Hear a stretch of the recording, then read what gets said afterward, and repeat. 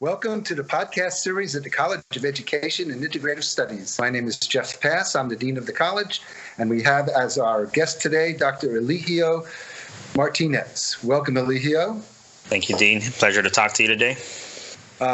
Eligio, we are particularly excited about this podcast, knowing that you've done so much work with students of color, particularly at the middle school. Tell us how that came about. Yeah, thank you, Dean. So when I was a graduate student about 10, 12 years ago, and I was preparing for my dissertation, one of the things that I kind of constantly kept thinking about is, where are the men of color? And I remember having a conversation with one of my faculty members, and, he asked me a question about middle school. He's like, how are you going to look at middle school? Why are you going to look at middle school? Because it's not really a higher ed issue. And so I said, well, if you think about it, you only see three of us here in the College of Ed, right? You see Jose, Izzy, and myself. So you ever wonder why, that's the case?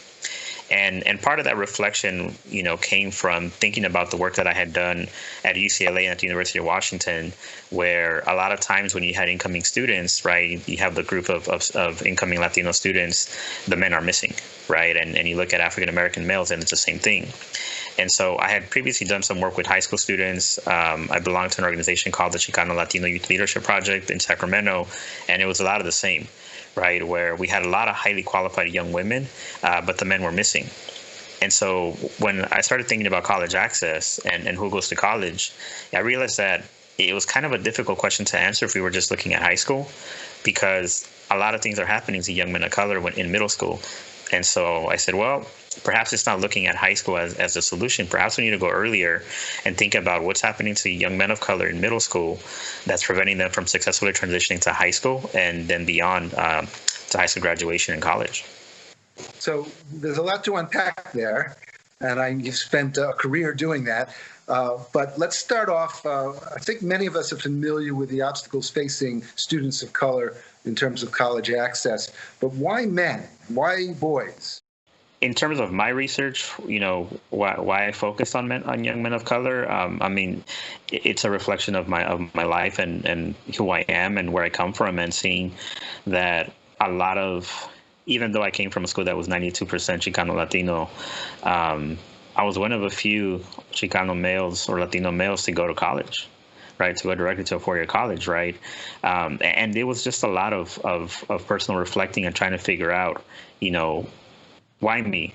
Like, what was it about me? And I was fortunate that one of my high school classmates, Jose Hernandez, was actually in the same PhD program as me at the University of Washington.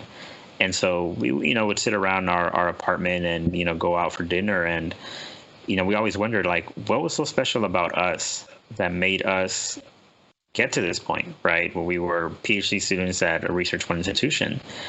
And so it was a lot of that, like, well, how are we treated and how were our peers treated? And it really led to me reflecting on the fact that every time that, as a high school student, that I associated with the soccer players, the sport that I played, during lunchtime, I would hang out with them. The security would come and harass us and send us to the office.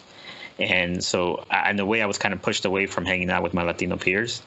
And so once I started hanging out with the Vietnamese students at my high school, right, we weren't doing anything bad, amongst the soccer period. We were just being. And, I realized that once I was hanging out with the Vietnamese students at my high school, that security would leave us alone.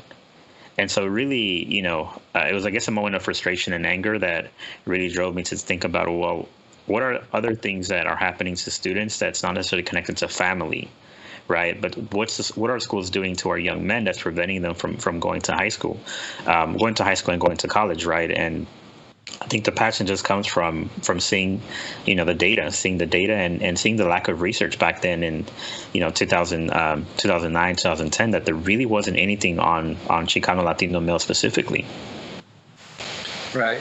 So there's the societal discrimination and injustice. But you're pointing out that some of it is done by the schools themselves, by leadership within the schools, perhaps without even realizing it? Oh, yeah, definitely. I think as a result of what's happening across the country with Black Lives Matter, we're seeing what's happening with not only the defunding of police departments, but also the defunding of school police. And LAUSD is deciding recently to cut the budget by 25% for LAUSD police. Right, we see that. Right, we see young men, and even to some extent African American females being harassed by police officers, being arrested in their classroom as early as elementary school. And so I think there's a lot of things around discipline that affect students. Right, a student who gets suspended once has a 5% chance of going to college. Right, and when we look at suspension data, well, it tends to be students of color, especially young men of color, when it comes to elementary and middle school.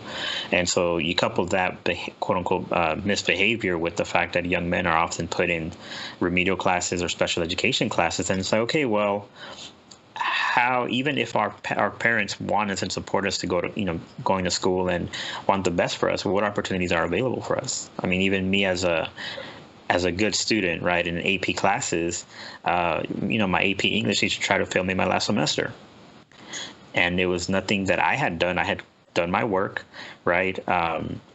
It was more a lack of management on her part, right? Because we had 2 AP English classes my senior year in high school, and the first period class had 35 students. So whatever activity she planned took the whole class, right? In my class, there was 6 of us. And so whatever we planned, we finished in 15 minutes. And we had block scheduling, so that's 2 hours of just sitting around doing nothing.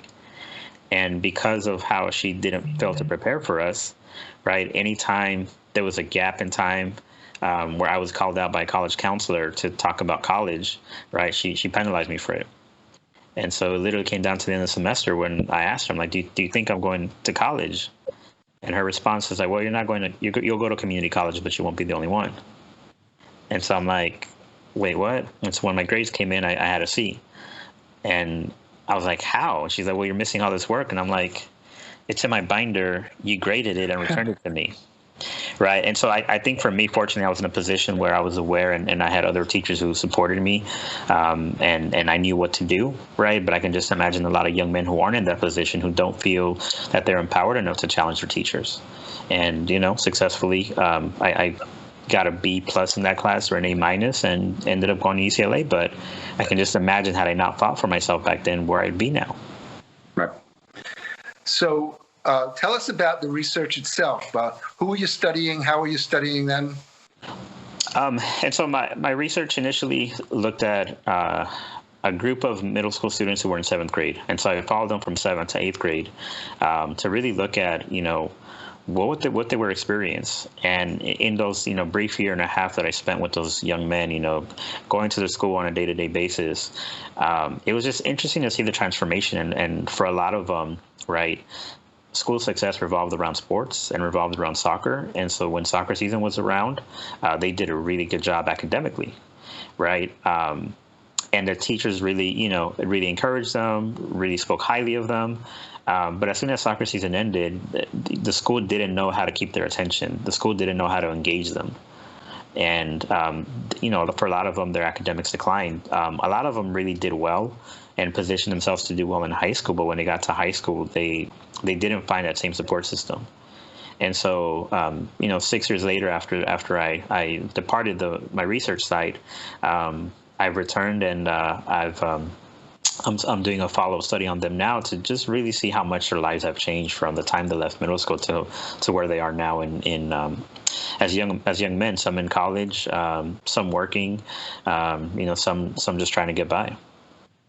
Basically, you interviewed them and followed them around as a non-participant observer in their school setting. Yeah, I mean, when you're in there as an ethnographer, it's kind of hard not to be a participant. One of the jobs of an ethnographer is to really blend into the culture of the environment that you are. And when the principal and some of the teachers were asking me to do stuff, I think that was a sign that I did my job, right, as a researcher, to really blend in, right. And I sometimes I had to remind the principal, I'm like, I don't work for you.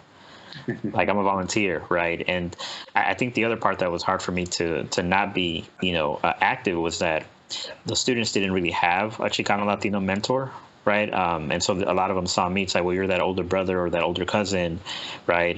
We don't have a Latino teacher, so you kind of fill that void. You're the one that's talking to us about college, or we see you as a college student, right? And so, it's kind of, it becomes hard when you're there so long to still kind of to not be a participant. Right, right. So that's interesting that sports was a motivating factor for the students, since many school districts, when they face financial pressures, often cut back on athletics, particularly at the middle school. So you would probably argue that we need to keep those programs in place. I think we need those programs, but I think we also need more than those programs. And one of the things that one of the language arts teachers did a really good job is that he figured out how to engage the students, both outside of the classroom and in the classroom. And I was lucky enough that I was able to work with him really close. And we developed the curriculum for AVID for 8th grade together. He sought my advice on a lot of things. And I forget where he had been trained. I think he had been trained at Seattle University. And so he was familiar with some curriculum. He was somewhat knowledgeable, culturally relevant pedagogy. And so we would have conversations. And one of the things that he recognizes that if students like soccer, right, why don't we read something related to soccer that's approved by the school district, right? And so they read a soccer player's biography. And so he figured out ways to engage students in the curriculum as a language arts teacher, but also as the AVID instructor. And one of the things that he did a good job is that he would bring former students to come talk to his current students about what are some potential careers, right, that were still related to sports, but not necessarily, being an athlete, like being a sports manager or being a physical therapist. And so he did a really good job to the point where students were always attentive, students were respectful, and their behavior changed, right, when they went to a different class with the teacher who wasn't doing the same and didn't care at the same level as he did. So that leads us into your current job, which is as an assistant professor here at Cal Poly Pomona in the Department of Educational Leadership. And in that role, you're working with a lot of school administrators or potential school administrators. How has your research influenced what you teach and how you teach at the doctoral level? One of the things that I realize is that oftentimes we're reading stuff that's irrelevant to our students, right? And it's just, the field of educational leadership is changing, but it's still in a lot of ways very outdated, right? When you think about Latina principles as an example, right? And you look at research on Latina principles, you can't find much. With the exception of a handful of people, and by handful I literally mean 2 or 3 people in Texas that are doing work around Latina principles, there isn't anything, right? But you can't tell me that there aren't any Latina principles in the area, right? Because you go to Texas and you find a lot. You go to Southern California, to some of the schools where our students come from, you find a lot. In our program, you find a lot. And so I think that's part of our challenge is how do we catch up the field, and I think that's part of what me and my peers, the new generation of scholars are really working on is how do we diversify the literature and how we discuss about some of these issues. And so that's kind of how my work fits in, is that I spend a lot of time talking to practitioners. I spend a lot of time hanging out with practitioners, and so it really gives me the understanding of what are some of the issues that are going on in their schools, and how do we begin to address them, and how do we begin to change the curriculum so that we can have those conversations around race, around gender, and even to an extent sexuality, which I don't think we really do, talk much about in educational leadership. So when doctoral students, and you have worked with many of them over the years, when they come to you and they say they have an idea for a topic, a project, do you try and steer them in a particular direction, maybe from more general to more specific? Are there little tricks that you can use to focus them on some of the more pertinent issues?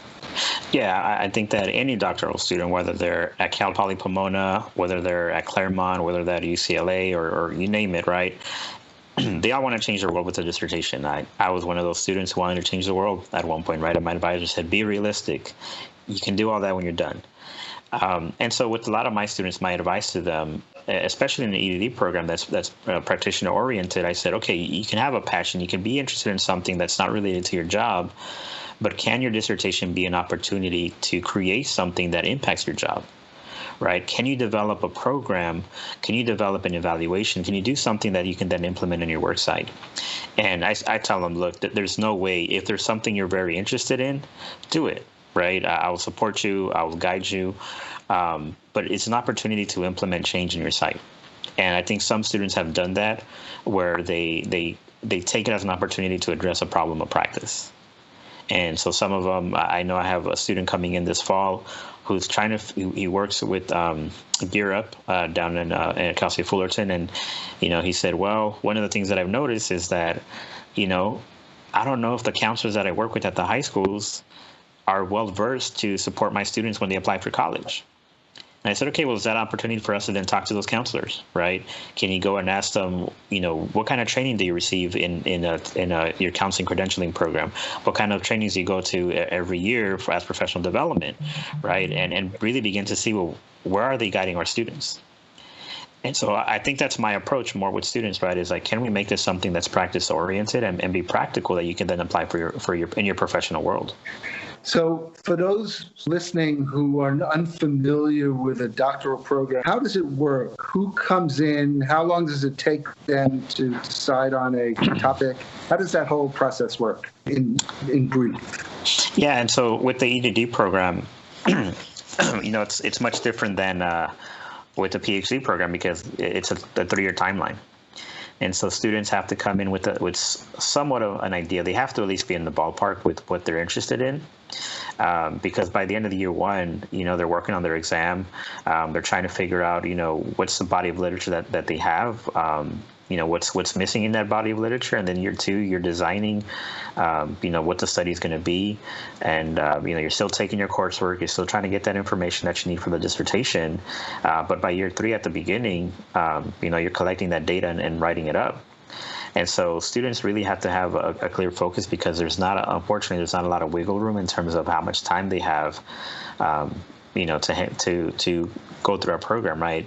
You can't hang out as you would in other programs, because we have a set curriculum. It's cohort based, so everybody takes the same classes, and our students are in the program full time, so they're taking the 2 classes a semester, and moving right along. So it's a much shorter and tighter timeline than you would in a PhD program, where students have some flexibility to take their time, go part-time sometimes. If a student goes part-time, then they're out of sequence with their courses, because they're only offered once a year. And so it's a much different structure. So students unfortunately have less time, but at the same time they have a timeline. And so I think students appreciate knowing that, okay, in 3 years I'll be done, and at the end of year one, this is my measuring stick, this is my goal. And year two, this is my goal, and then by year three, I'm done. It sounds like we have a very practitioner-oriented program, which would probably be appealing to those people who aren't necessarily interested in entering academia. Yeah, for the most part, it's practice-oriented. We've had one student who got a faculty job. But for the most part, our students, are more interested in becoming, if they're teachers, becoming principals, if they're principals, becoming superintendents, or district directors of district offices or district programs. And so we've largely focused and work with practitioners. Working with a lot of administrators, superintendents, and principals, and so on, with the recent anti-racist and social justice efforts that are taking place around the country, what do you foresee happening in our area here in Southern California? Well, like I said, I think we're already seeing it, right? We're looking at how different community organizations and parent groups are advocating for, school police to be removed, right? Some schools have the school police budget is significantly higher than what teachers have to work with.